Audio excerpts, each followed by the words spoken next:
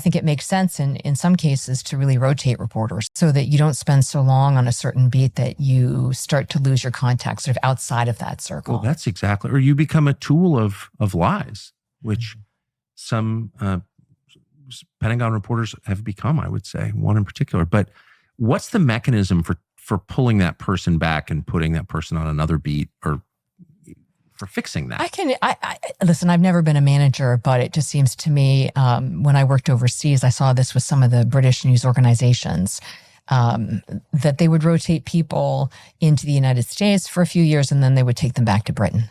So they would be there through an election cycle, let's say they'd be there long enough to build contacts, and then they would go back overseas and someone else would come in. So you'd have a fresh set of eyes and ears. Yes. And I think that makes a lot of sense.